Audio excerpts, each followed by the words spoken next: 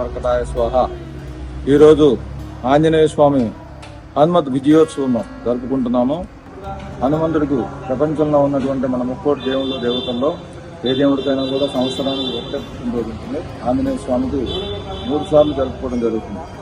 చైత్ర పౌర్ణమిని మనం విజయోత్సవంగా చేసుకుంటాము. అలాగే వైశాఖ మాసంలో వచ్చేటువంటి బహుళ దశమి పురాణాల ప్రకారంగా ఆంజనేయ స్వామి జయంతి. అలాగే అక్టోబర్ నవంబర్ టైంలో కూడా ఆంజనేయ స్వామి విజయోత్సవం మరోసారి జరుపుకోవడం జరుగుతుంది.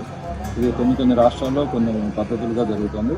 ఈ రోజు జరిగేటువంటి విజయోత్సవానికి కారణం ఏంటంటే ఆంజనేయ స్వామి వారు సముద్రాన్ని దాటి లంకకు చేరి సీతమ్మ వారిని చూసినటువంటి రోజు ఈ రోజు.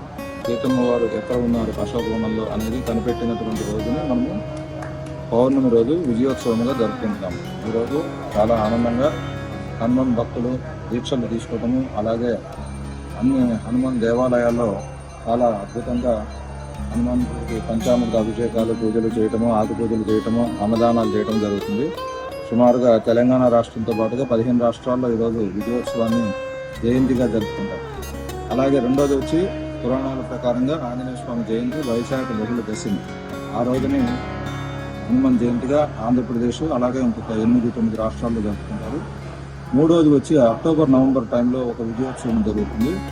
అది అస్సాము, త్రిపుర, మేఘాలయాలో జరుపుకుంటారు. దీనికి విజయోత్సవానికి గల కారణం ఏంటంటే ఆంజనేయ స్వామి లక్ష్మణుడు యుద్ధంలో ఇంద్రజిత్తు వేసిన బాణాలకు ముచ్చిపోయినప్పుడు సంజీవని పర్వతాన్ని తీసుకొచ్చి ఆ మూలికలతో ఆంజనేయ స్వామి లక్ష్మణుడిని బ్రతికించారు. ఆ రోజును కూడా విజయోత్సవంగా జరుపుకుంటారు. అది 3 రాష్ట్రాల్లో జరుగుతుంది. ఇలా ఆంజనేయ స్వామికి 3 సార్లు జయంతి విజయోత్సవం జరగడం అనేది చాలా పెద్ద విశేషం. జై శ్రీరామ్.